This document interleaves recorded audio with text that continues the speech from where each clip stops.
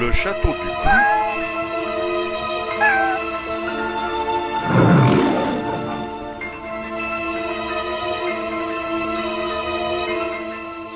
c'est ici à Amboise que nous avons décidé de passer le week-end.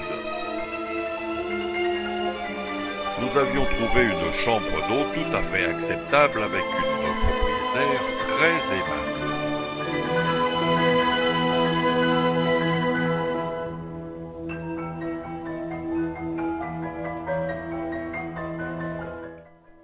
Le château royal d'Amboise, siège social sous Louis XI, un style renaissance italianisante grâce à Léonard de Vinci qui le modifia.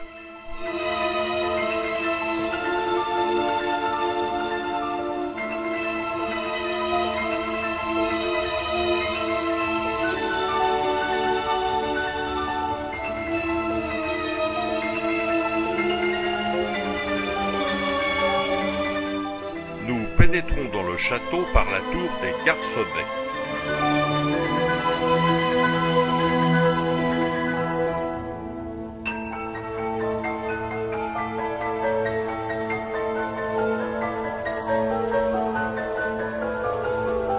C'est en remontant la rampe anciennement empruntée par les gardes à pied que nous accédons aux terrasses du château. La chapelle Saint-Hubert. L'édifice dédié à Saint Hubert, saint patron des chasseurs, bâti sur les fondations de l'ancien oratoire érigé sous Louis XI, est achevé par son fils, le roi Charles VIII. Cette chapelle destinée à l'usage privé des souverains est de style gothique flamboyant. Elle doit notamment sa notoriété à la présence de la sépulture de Léonard de Vinci, mort à Amboise le 2 mai 1519.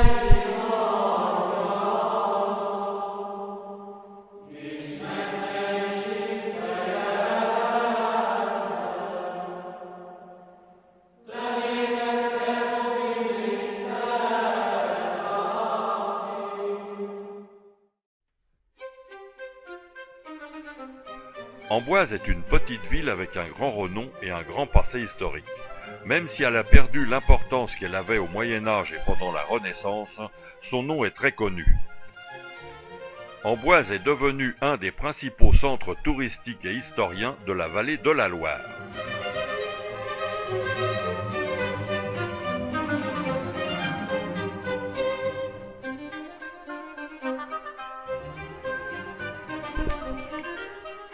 François Ier, né en 1494, succède à son cousin le roi Louis XII en 1515. Comme ses prédécesseurs, il guerroie notamment contre Charles Quint dans les fameuses guerres d'Italie et la célèbre bataille de Marignan, jusqu'à la paix de Crépy en 1544. Revenu dans son royaume au bord de Loire, conquis par la Renaissance italienne, il se consacre au développement des arts et des lettres et remplace le latin par le français dans les formalités administratives. Mais revenons au château. Nous sommes ici dans la salle des gardes. Ce passage permettait de contrôler l'accès à l'étage occupé par le roi.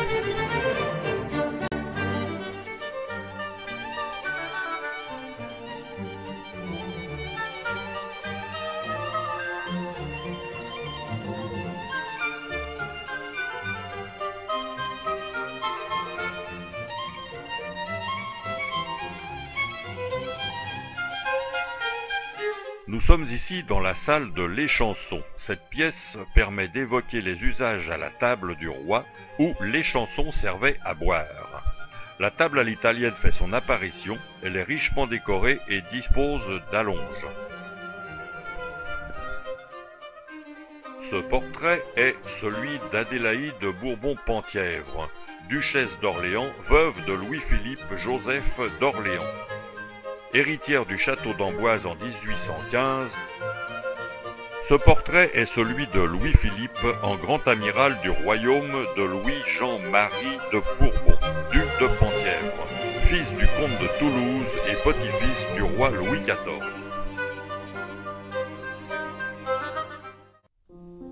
Dans le jardin, nous pouvons apercevoir des taupières de buis.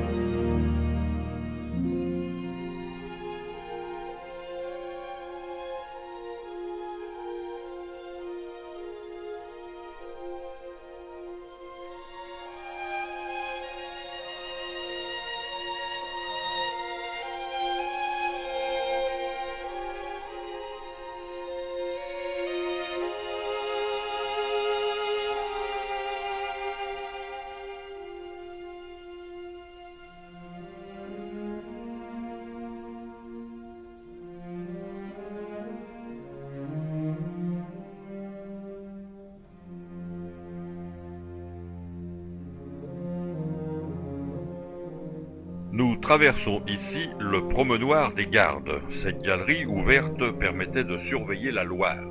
Dans la partie basse du parc, le buste blanc de Léonard de Vinci est érigé à l'emplacement de la collégiale Saint-Florentin, où il fut initialement inhumé. Ses ossements furent transférés dans la chapelle Saint-Hubert après la démolition de l'édifice au XIXe siècle.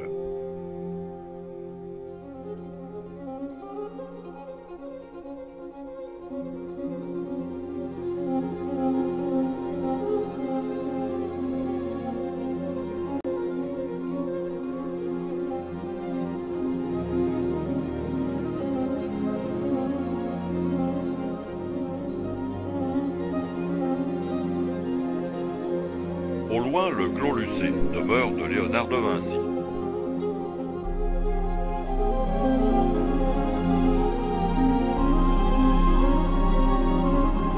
Sur la terrasse, dominant le château, le jardin d'Orient honore la mémoire des compagnons de l'émir Abdelkader, décédé à Amboise.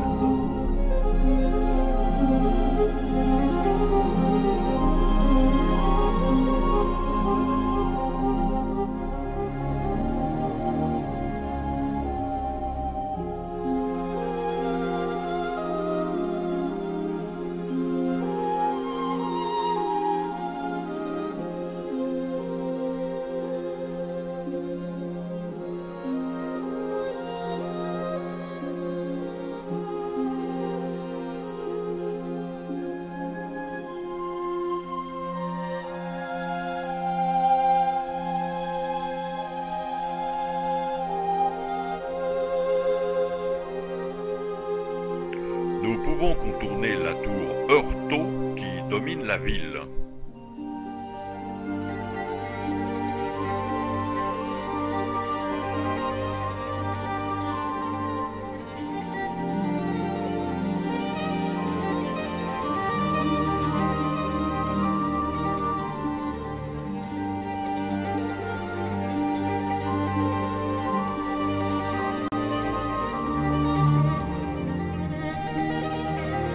Asseyons-nous un moment pour contempler ce magnifique château.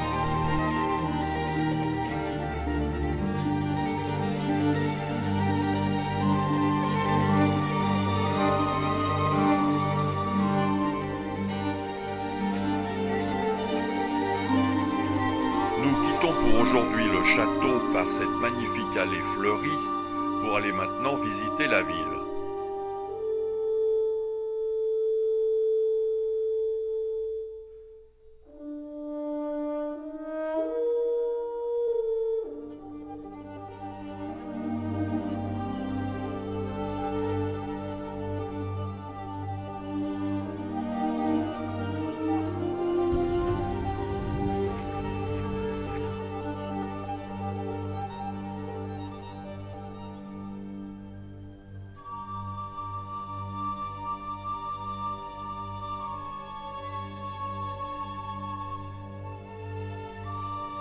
Allez, un petit apéritif nous fera pas de mal.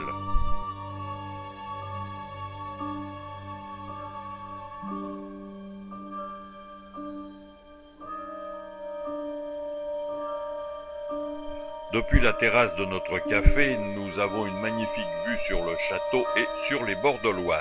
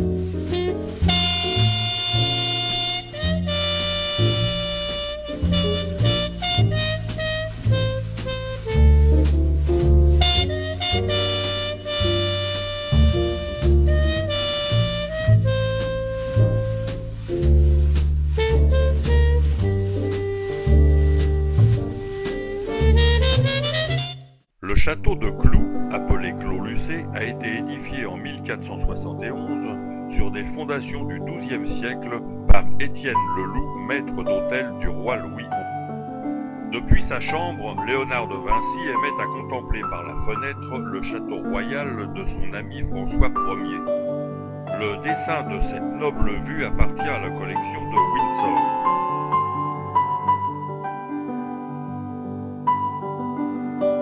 Le logis s'organise autour d'une tour d'angle octogonale abritant un escalier à vis entouré par deux bâtiments à 2 étages construits en équerre. Découvrons dans la salle des maquettes 40 fabuleuses machines qui ont 4 siècles d'avance.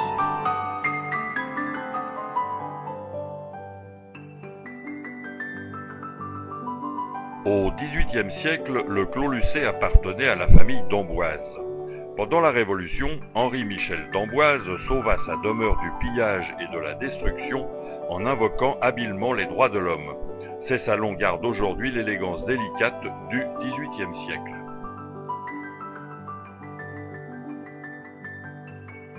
Dans le petit salon, on peut y voir cette fontaine en faïence du XVIIIe siècle représentant Bacchus, l'esprit du vin, assis sur un tonneau. Voici la pièce de réception de Léonard de Vinci. Il y accueillait François Ier, les grands du royaume, les ambassadeurs, les artistes qui venaient lui rendre visite. Une tapisserie des Flandres de la fin du XVIIe siècle raconte la chasse de Diane et rappelle les grandes chasses de François Ier dans la forêt d'Amboise. Dans une niche, un buste de François Ier en armure. La Joconde, qui comme chacun sait est au Louvre, est venue déposer son sourire d'abord au Clos-Lucé.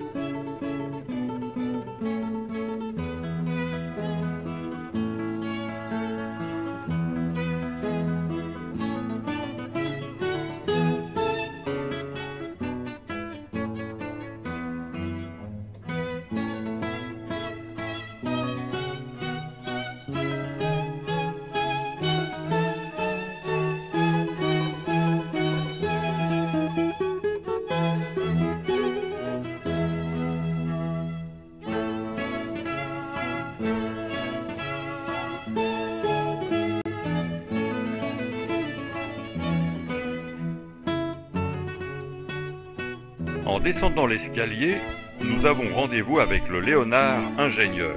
Les 4 salles du sous-sol sont dédiées aux inventions de Léonard de Vinci.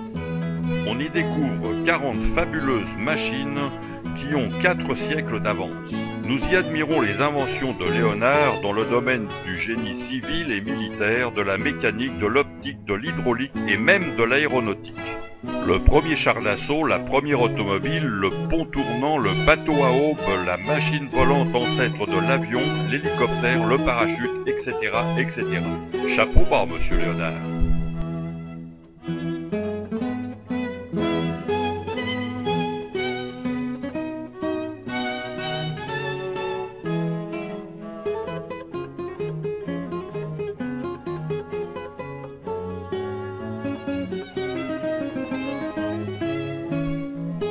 En progressant, la roue de la brouette entraîne un plateau horizontal cranté et percé de trous. À chaque tour de roue, une bille tombe dans une boîte. Il suffit de multiplier le nombre de billes par la circonférence de la roue pour connaître la distance parcourue.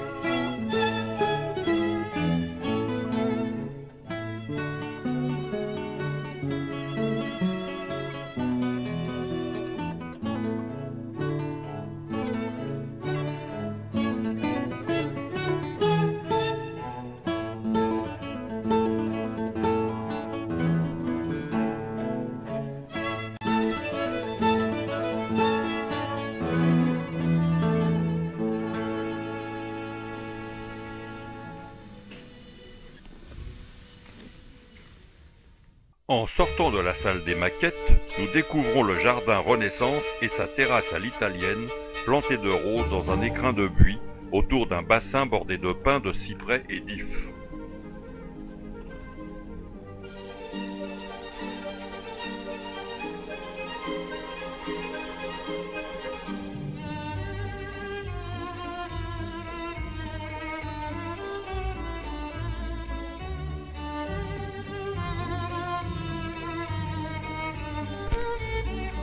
Léonard de Vinci a tout imaginé en observant la nature. C'est donc dans un parcours paysager, à travers le parc du Clos Lucé, que sont mises en scène ses créations et ses inventions majeures.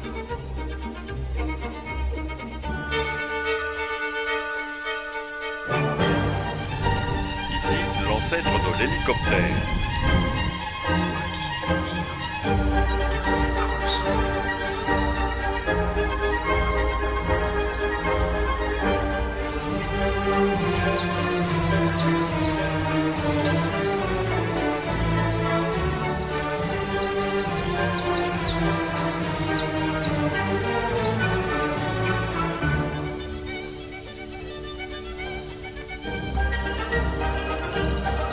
L'auberge du Prieuré du XVe siècle, située au cœur du parc, avec sa terrasse ombragée, Sieur Saussin vous invite à un voyage gastronomique au temps de la Renaissance. Voici le fameux char d'assaut.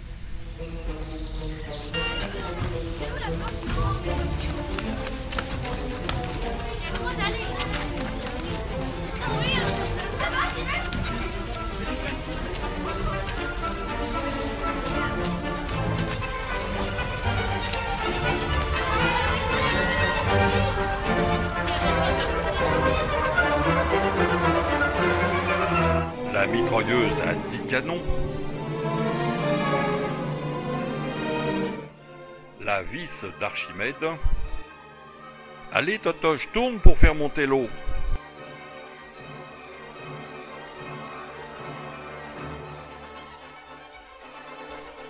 L'étude de la perspective.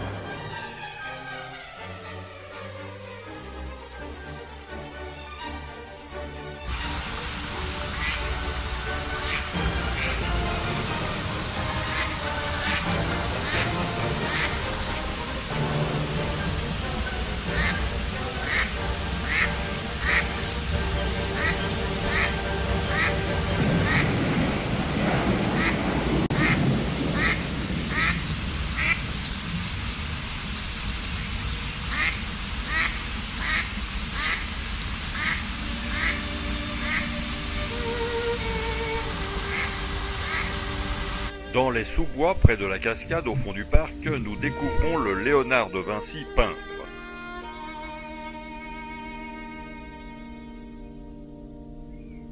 Il a dit « La peinture est au-dessus des autres arts, puisqu'elle a une fin communicable à toutes les générations de l'univers. Nous devons à Léonard de Vinci la technique du sfumato, qui donne à ses portraits leur part si mystérieuse. »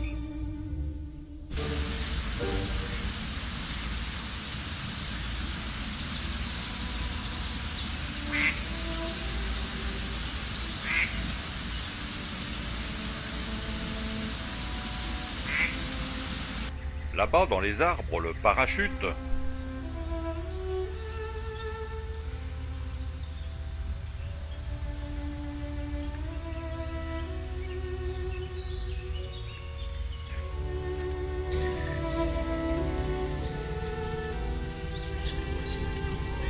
C'était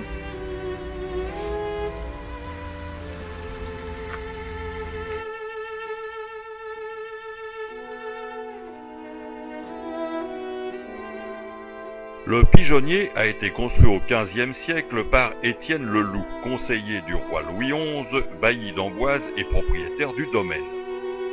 Unique en Touraine, il est de forme carrée à l'extérieur et octogonale à l'intérieur. Le colombier est construit en briques, tuffeau et mortier. Le pigeonnier compte 1000 boulins, ce sont les niches intérieures occupées par les couples de pigeons. Ils sont disposés en L.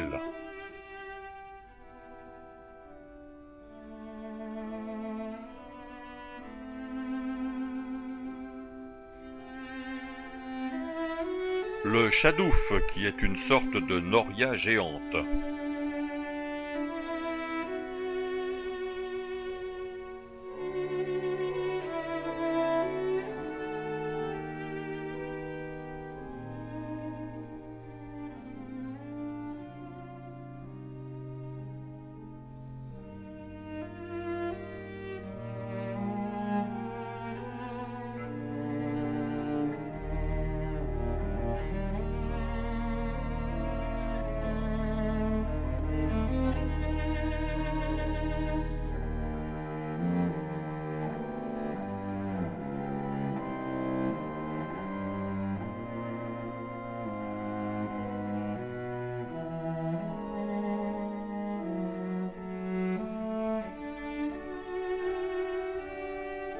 Cet endroit a été baptisé le Jardin de Léonard. Promenons-nous comme Léonard à l'ombre des grands arbres dans la fraîcheur de cet espace naturel et des sources jaillissantes de la roche qui s'écoulent en cascade. Observons comme Léonard dans le marais les tourbillons tumultueux, la brume mystérieuse lorsqu'il étudia ici même les végétaux pour nourrir ses pensées et ses dessins. L'observation des plantes, des fleurs et des arbres a fasciné Léonard toute son existence, comme peintre bien sûr et comme botaniste, mais aussi comme philosophe qui, avec un très grand respect pour le vivant, cherchait finalement l'essence de la vie.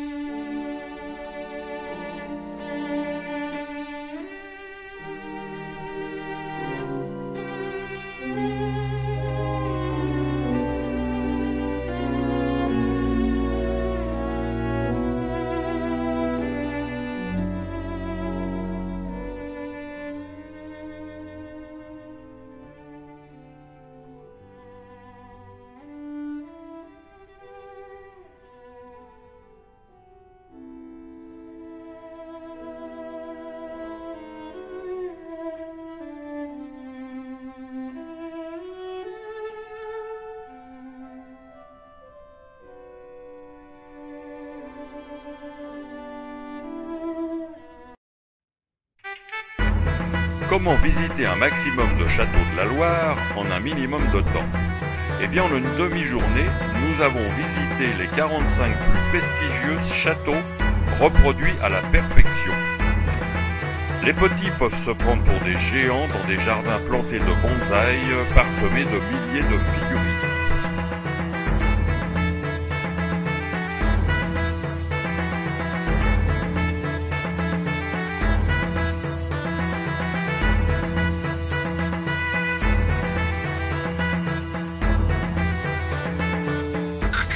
Les douves sont gardées par des monstres.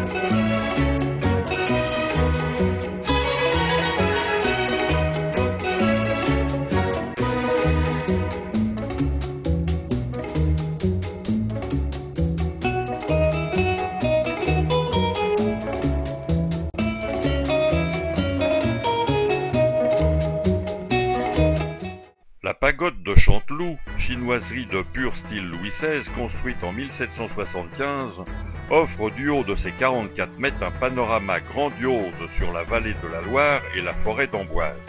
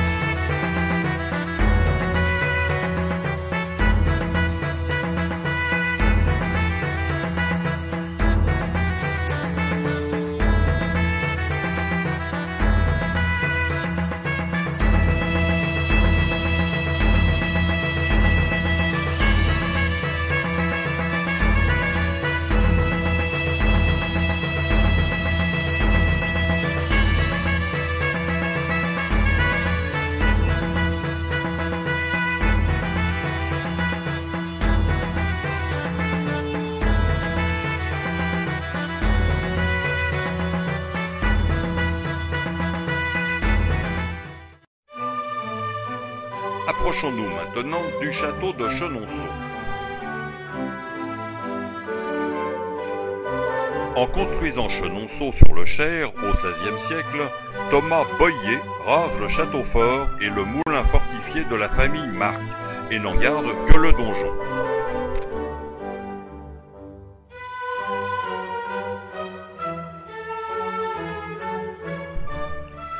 Nous pénétrons maintenant dans la chambre des 5 reines. Cette chambre est ainsi nommée en souvenir des 2 filles et des 3 belles-filles de Catherine de Médicis.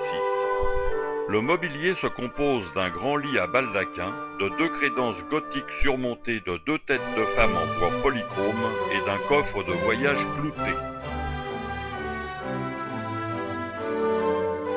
La chambre de Catherine de Médicis. Cette chambre possède un beau mobilier sculpté du XVIe siècle. À droite du lit, l'éducation de l'amour par le Corrège. La chambre de César de Vendôme. Cette pièce rappelle le souvenir de César de Vendôme, fils du roi Henri IV et de Gabrielle d'Estrées, qui devint propriétaire de Chenonceau en 1624. L'escalier est remarquable car c'est un des premiers escaliers droits construits en France sur le modèle italien. La chambre de François Ier. Dans cette salle se trouve une des plus belles cheminées Renaissance.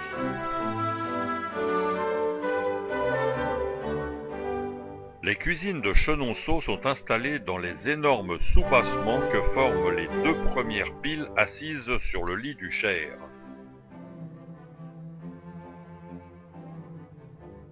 C'est en 1576 que Catherine de Médicis fait construire une galerie sur le pont de Diane de Poitiers.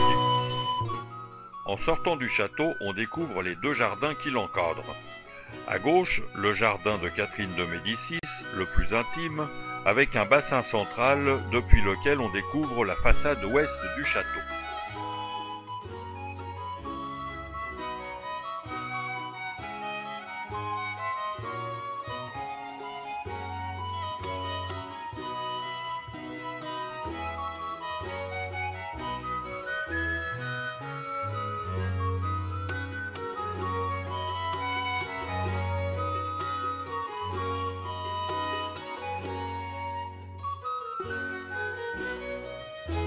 La décoration florale des jardins, renouvelée au printemps et en été, nécessite la mise en place de 130 000 plants de fleurs cultivés sur le domaine.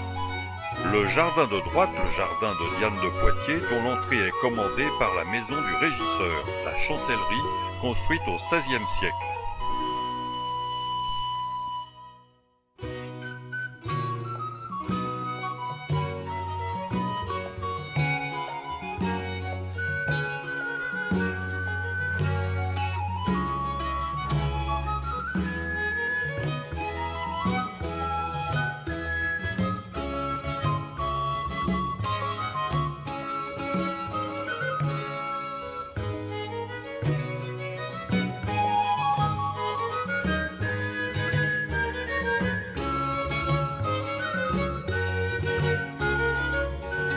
Retour au château d'Amboise. Nous allons visiter maintenant la tour Cavalière qui domine la Loire de 40 mètres.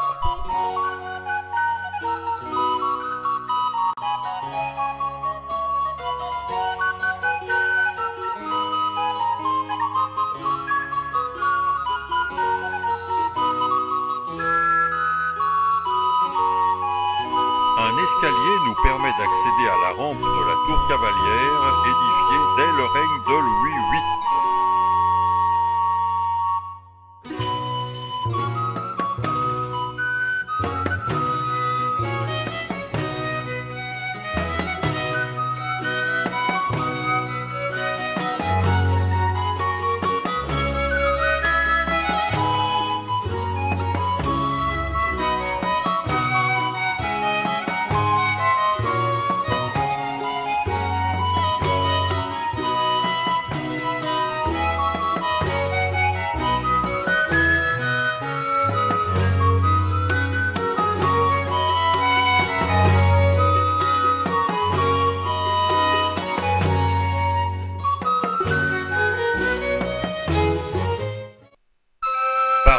Cavalière, les attelages ou les chevaux pouvaient atteindre facilement les terrasses du château. Dans les renfoncements sur le côté droit de la rampe en montant, les prisonniers y ont été enchaînés. Ils ont laissé quelques souvenirs gravés dans la pierre.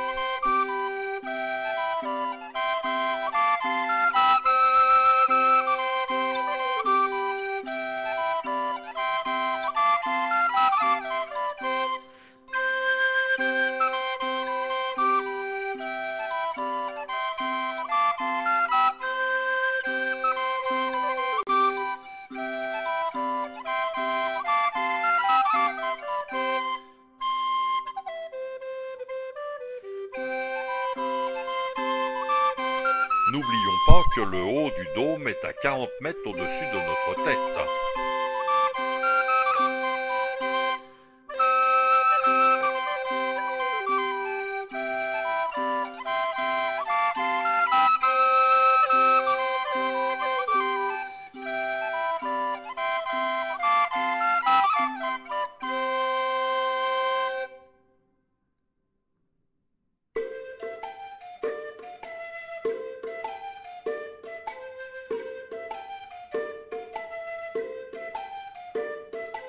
Nous sommes passés par l'ancienne chaufferie du château, elle n'est plus en activité évidemment, elle a plus de 100 ans.